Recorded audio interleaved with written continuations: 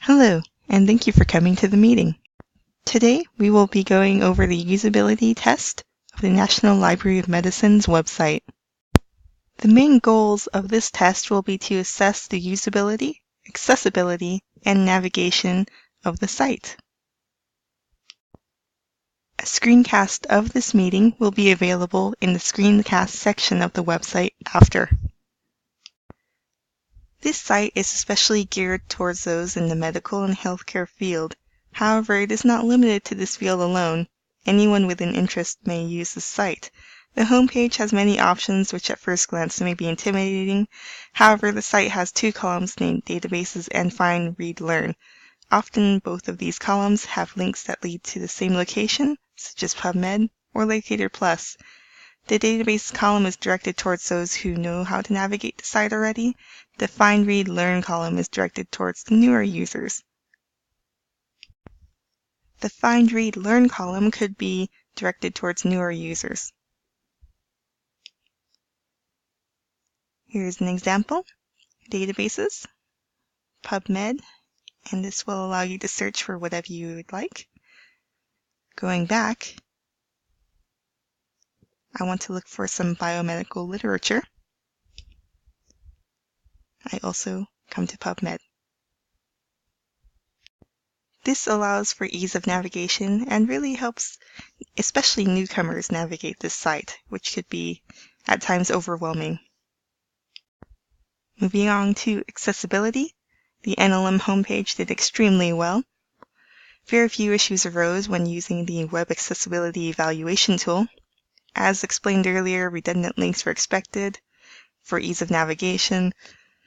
PubMed also had a few issues, such as broken same-page links. However, in comparison to sites such as that of the Olympics, it did extremely well.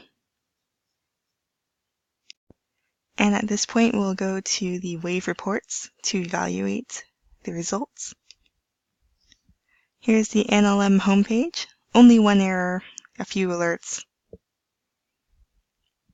PubMed, 2 errors and a few alerts.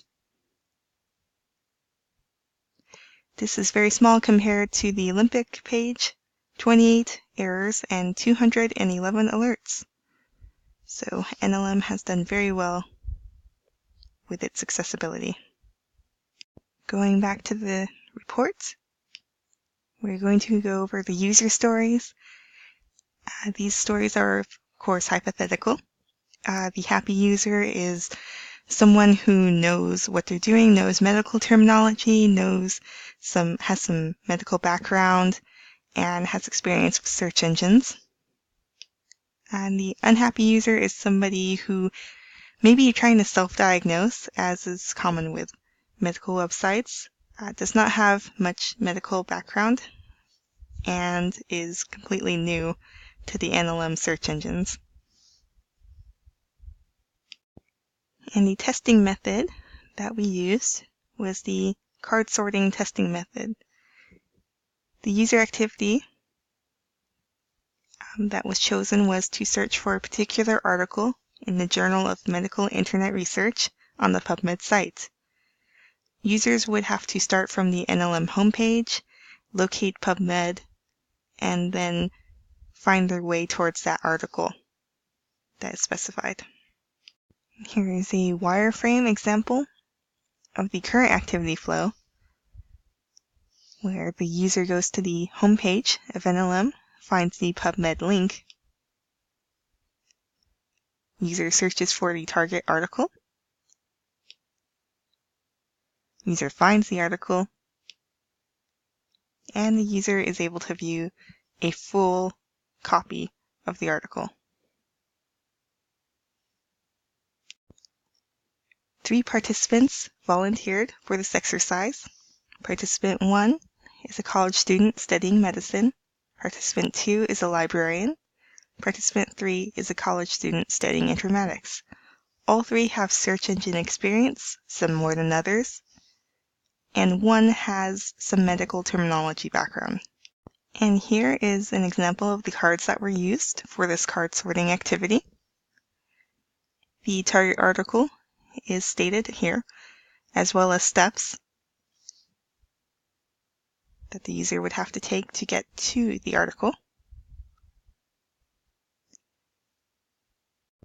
Once the participants sorted the cards in the order they thought would be necessary to navigate to the article, they then enacted the cards. Eventually, all 3 participants were able to find the article. However, how they accessed it varied among participants. Participants chose free text, some chose DOI, and some chose the PMC ID. Again, having the option or multiple options to select the free text, free and complete text was very useful to participants, and all were able to navigate to the article.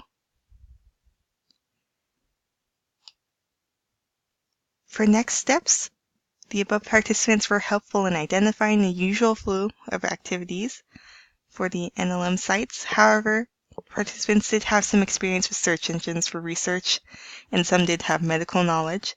So for future tests, more participants resembling the unhappy user case would be desirable. Additionally, future testing to evaluate the usability, accessibility, and navigation of the clinicaltrials.gov and ToxNet sections of the NLM website would be ideal, especially for those with and without medical knowledge. These 2 sections of the NLM website could be considered dense and difficult to navigate for those without medical knowledge.